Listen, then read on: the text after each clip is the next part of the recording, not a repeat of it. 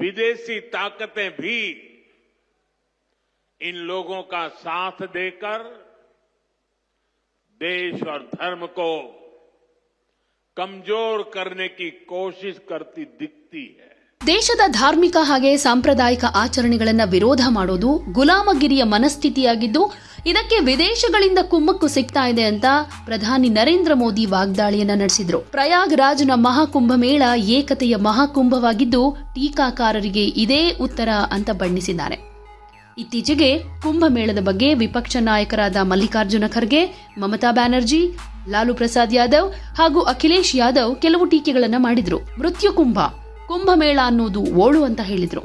ಇದರ ಬೆನ್ನಲ್ಲೇ ಮೋದಿ ಈ ತಿರುಗೇಟನ್ನ ಕೊಟ್ಟಿದ್ದಾರೆ. ಭಾನುವಾರ ಮಧ್ಯಪ್ರದೇಶದ ಛತ್ತರ್ಪುರದಲ್ಲಿ ಬಾಗೇಶ್ವರ ಧಾಮ್ ವೈದ್ಯಕೀಯ ಹಾಗೂ ವಿಜ್ಞಾನ ಸಂಶೋಧನಾ ಕೇಂದ್ರ ಮತ್ತು ಕ್ಯಾನ್ಸರ್ ಆಸ್ಪತ್ರೆಯನ್ನ ಉದ್ಘಾಟಿಸಿ ನಂತರ ಮಾತನಾಡಿದ ಮೋದಿ, ಇತ್ತೀಚೆಗೆ ಧರ್ಮವನ್ನ ಅಪಹಾಸ್ಯ ಮಾಡುವ, ಜನರನ್ನ ವಿಭಾಗಿಸುವಲ್ಲಿ ತೊಡಗಿಕೊಂಡಿರೋ ವರ್ಗ ಇದೆ.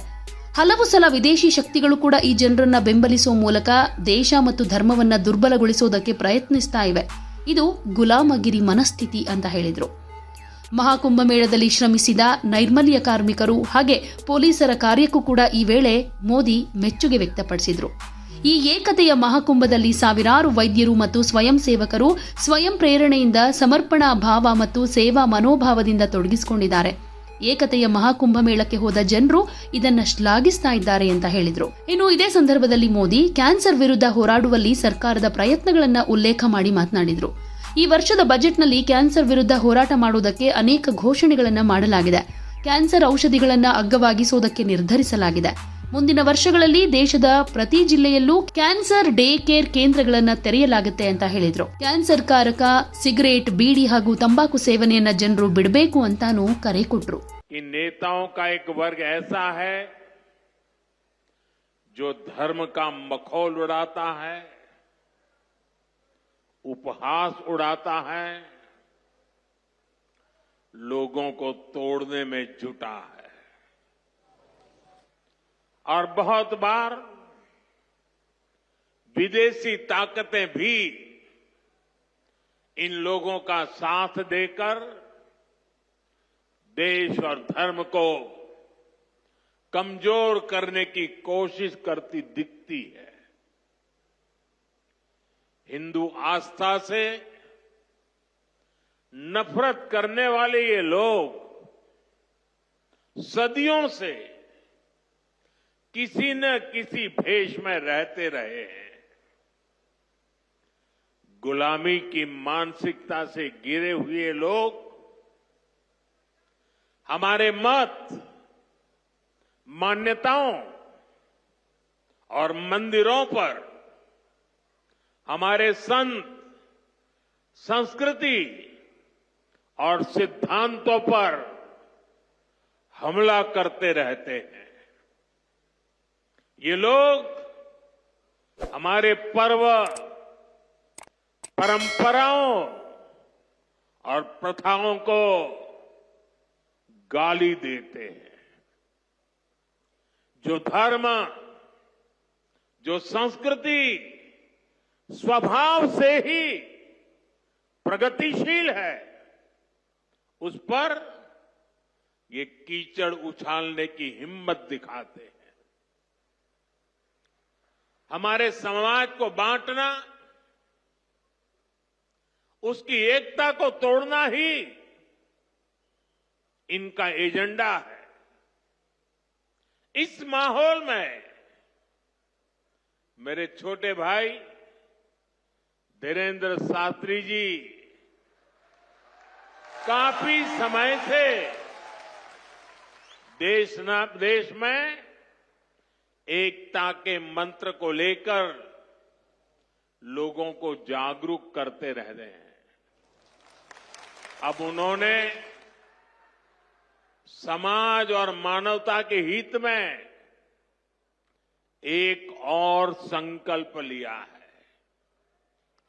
इस कैंसर संस्थान के निर्माण की ठानी है. यानी अब यहां बागेश्वर धाम में भजन, भोजन और निरोगी जीवन तीनों का आशीर्वाद मिलेगा। प्रयागराज के इसी महाकुंभ में इसी सेवा भावना के साथ अनेक विध समाज सेवा के प्रकल्प चल रहे हैं, जिसकी तरफ मीडिया का तो ध्यान जाना बड़ा मुश्किल है, लेकिन ज्यादा चर्चा भी नहीं हुई है।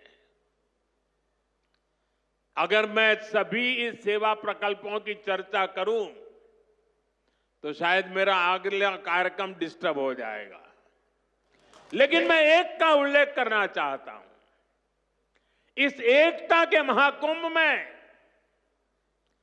नेत्र महाकुंभ चल रहा है। इस नेत्र महाकुंभ में देश के कोने कोने से आए हुए यात्री, गरीब परिवारों से आए हुए लोग, उनकी आंखों की जांच होती है, मुफ्त में होती है। नेत्र चिकित्सक देश के गणमान्य डॉक्टर 2 महीने से वहां बैठे हुए हैं और इस नेत्र महाकुंभ में अब तक 2 लाख से ज्यादा मेरे भाई बहनों की आंखों की जांच हो चुकी है। करीब 1.5 लाख लोगों को निःशुल्क दवाई और चश्मे दिए गए हैं और कुछ लोग ऐसे पाए गए जिनके मोती बिंदु के ऑपरेशन की जरूरत थी।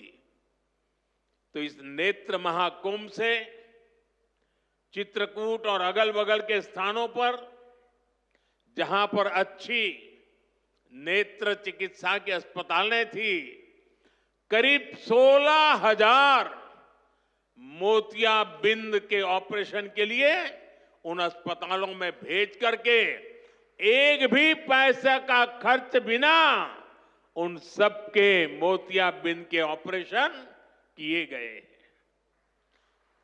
ऐसे कितने ही अनुष्ठान इस एकता के महाकुंभ में चल रहे हैं। भाइयों बहनों, ये सब कौन कर रहा है? हमारे साधु संतों के मार्गदर्शन में हजारों डॉक्टर्स, हजारों स्वयंसेवक स्वतः स्फूर्त भाव से, समर्पित भाव से, सेवा भाव से इसमें लगे हुए हैं। जो लोग एकता के इस महाकुंभ में जा रहे हैं, वो इन प्रयासों की सराहना कर रहे हैं।